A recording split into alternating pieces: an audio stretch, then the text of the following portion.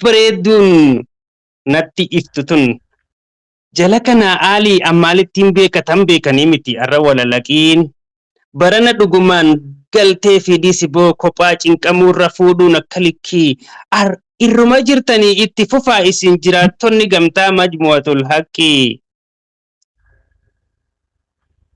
dardarrinis taatu xiqqaa fi guddaan kan uffate suufaa itti narraan goo'in bara kanaas ta'ee bari dhufus quufaa barana hinaaftuu waa dhibee akki rabbirraa lootarii baafatanii se'aa hundii takkitti isaa qabeetuma ceehaa ajaa'iba fiddee hin gartanii isin ustaazotiin gamtaa majmu'atul haqqii takkaa jechuun dhiifne ganda isaanii kana xumaashaan dhaqdhaqii alhamdulillah barammafaa inuu waluma dhaabaniiti nu keessatti uuman dhiyoo tana shakkee.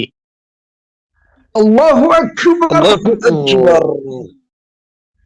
Shakkiin tan maaliiti isinnaan jettaniis namni kophaa hafe tokko qofaa eegaan gaafa dhiyoo dhufee itti ka'ee hundi lafaa ka'ee kunoo fuudheetuma manatti ol oofaa ofii wahi dirqiin isin fuusisanii akka buusaa gonofaa ammaalittiin beeka sagantaan cidhaatu eeggachuu taatee bar torbaanii warafaa.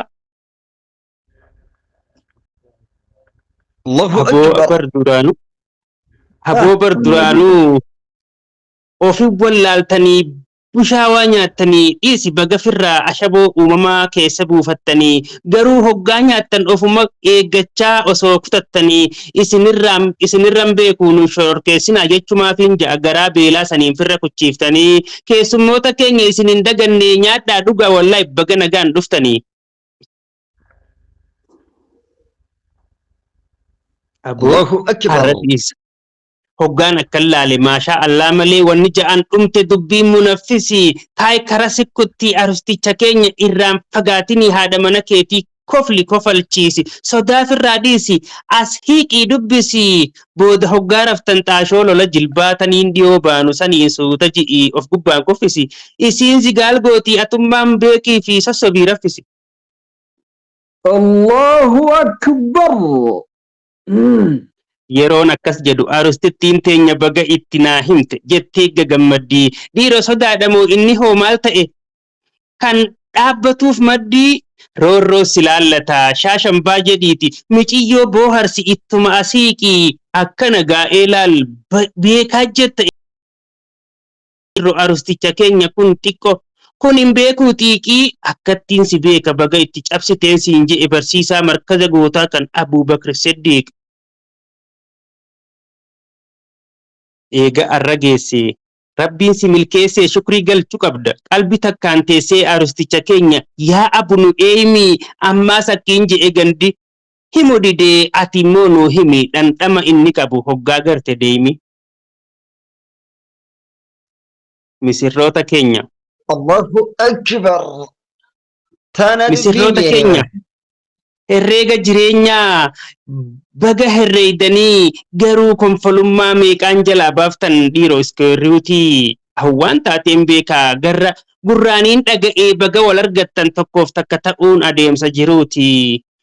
Warra waliin horee umrii dheertus turee bu'aaf ba'ii baay'ee waliin keessa taree ilmaaf ilmoo argee isin haa taasisu mootichi alamaa waliif isin qoodee jaalala walitti eega isin fidee riskiillee gurguddoo isiniif haa qabu galmee irratti qalamaan irra deebinee maas baga wal argattan qaqqaaliiwwan keenya ijoollee maqaa lamaa. Waa meeqa hubanne arra maashaa Allah isin wal argannaan addaan isin baasuuf warri deemu humnaan. Waa meeqa hubanne arra maashaa Allah isin wal argannaan addaan isin baasuuf warri deemu hannaan guyyaa arraa kana sammuu isaa keessaa hin jiru boqonnaan. Haasinni keessan of gubbaan komboleeti ala ciisaa olee ja'an aduu guyyaan dhidhiitetee ka'us waa takkalleen fiduu garuu ol dabarsuu itti dhiisuun qabdan as dhufuus waardiyyaan dawwalaatii himaaf kunoo arra dhiiraatu xabbase mardiyaa. Allahu akbar.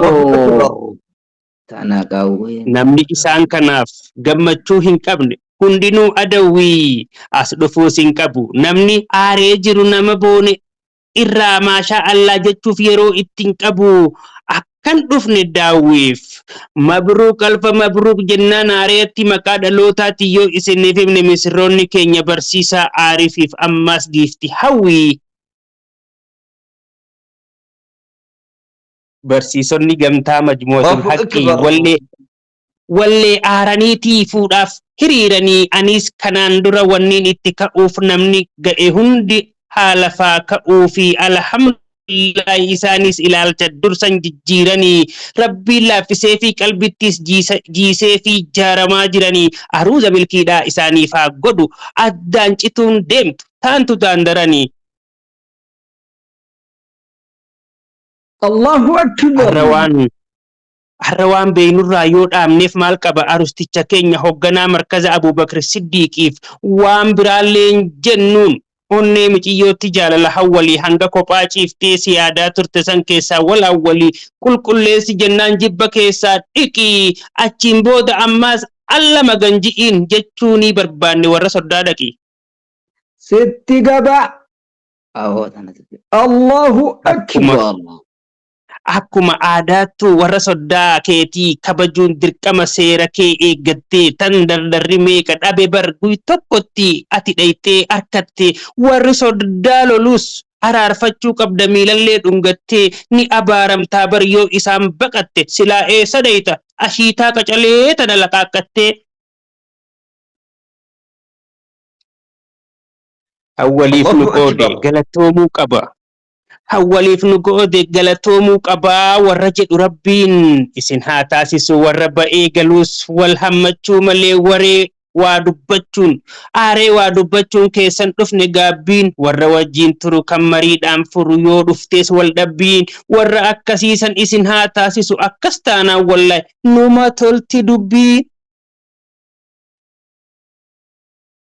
Arusticha keenya yaa abunu eemi akka mi'aa qabu osoo beeytuu deemi durumaanuu qotaa teenyaaf bira turte wanniin hin arkiniif jidduu tana eddaan hawwiisiitu qurte maal waa jennaa miti nuufis kara dhugaa soomana mashaqqaa ati firraa furte.